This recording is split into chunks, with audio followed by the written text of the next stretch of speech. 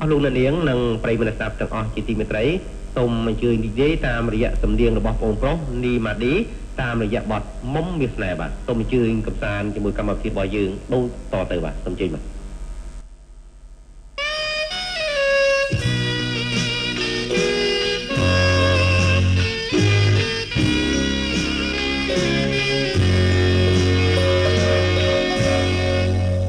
មុំមាសស្នេ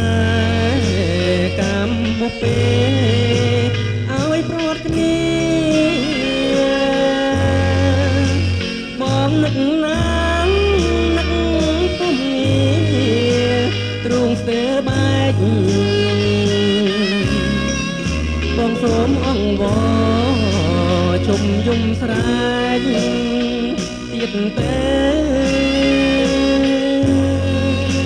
មុំប្រលឹងអូនកុំខឹងណាពេលទៅរងតែអូនតែមងទៅតាមក្តីល្អលីហើយមុំមកលាបបគេសស្រីបងលីមួយគ្រាសិនសូមមានឆ្អិនប្រងប្រណីបើនិស័យ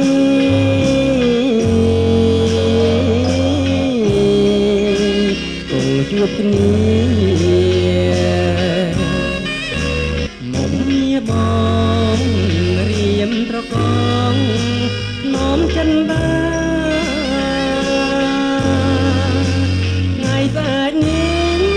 រៀមនឹងលាចាចេញឆ្ងាយ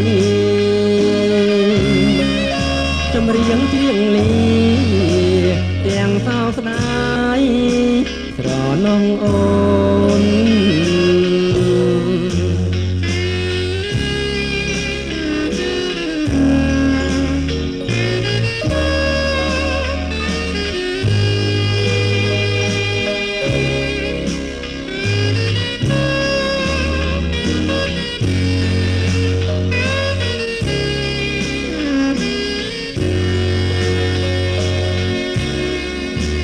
មុំមានប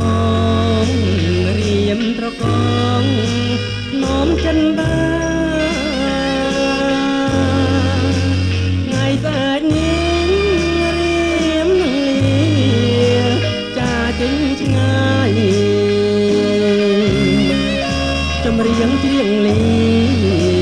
ទាំងសោកស្ដាយស្រណងអូន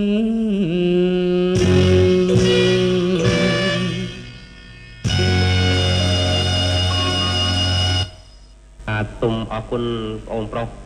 នីម៉ាឌី